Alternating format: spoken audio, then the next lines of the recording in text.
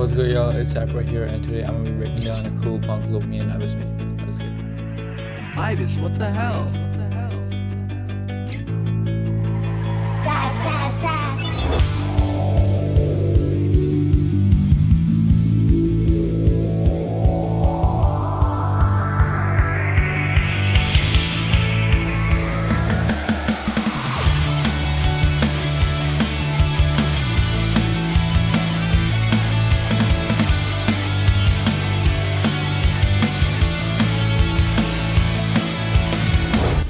Alright, so since you guys already heard how the loop sounds like, here's Ibis to break down his part of the loop. Shout out Ibis.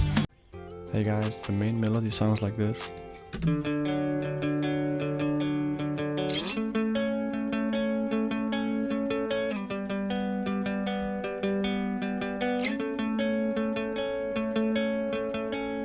Yeah, and this one just loops all the way through. And then on top of this, I added like power chords and a bass.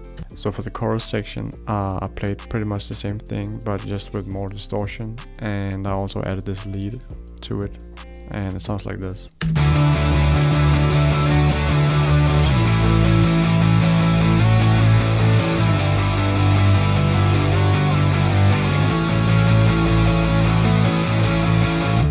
And for the second part of the verse, I added this extra counter guitar.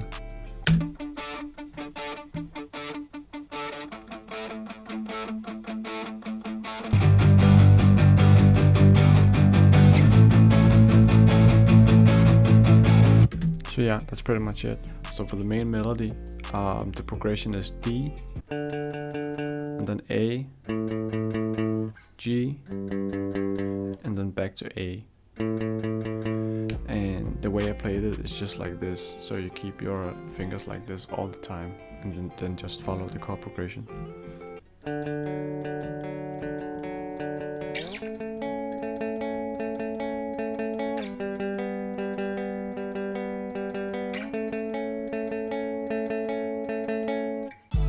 Thanks, Ibis. So in the hook, I just added a simple octave lead. Here's how that sounds like.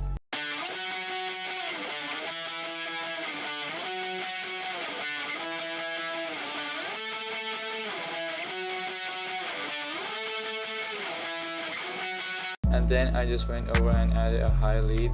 I'm gonna show you guys how to play this in a minute, but here's how it sounds like.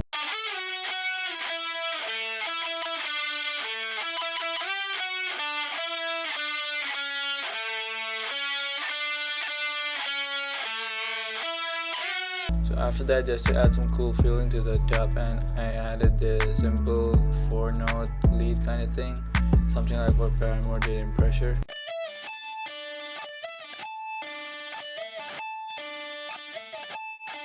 For the effects of the octaves, I just have a simple cube build-up over here. It's nothing crazy, it's just kind of cutting off the low end and boosting a little bit of the highs.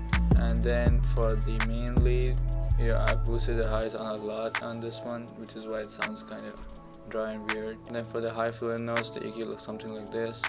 Just boosted this part a little bit and somewhere over here. Yeah, that's about it for the hook. Okay, so for the guitar, this is what I used. It's my Telecaster Deluxe. This is what I played. I'll play it real slow for you guys.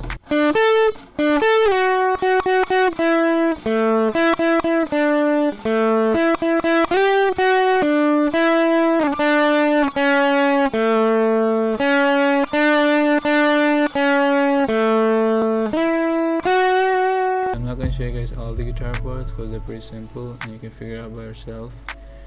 In the hook we just got like octaves going on and then the high notes. For the verse I just have this simple riff going on.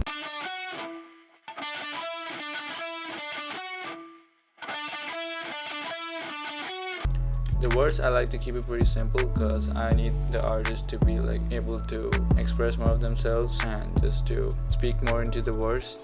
So I don't like to go too crazy. Yeah, which is why it's super simple. This is the part beneath that riff.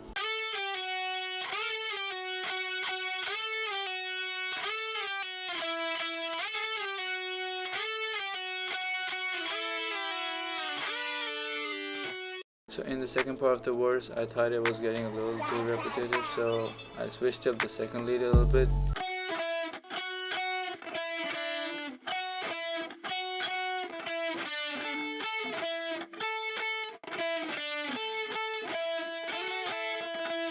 So all of the guitars I've recorded into this are in stereo, but if you've noticed in the leads especially, like I've kind of differentiated both the left and right recordings because I don't want it to be exactly the same. It gives it like a cool effect. Sometimes two notes that collide, they create like a cool effect to the listeners. For the bridge, all I did was I rearranged the chords that Ibis had sent me, and I even rearranged the lead, and it gives it like a little more, you know, escalating kind of effect, like something's coming.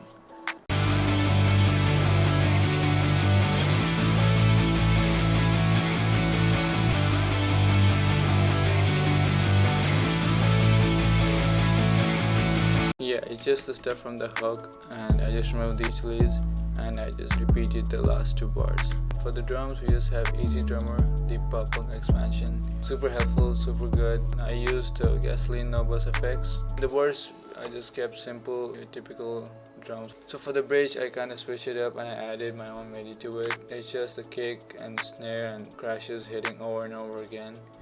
It sounds like this.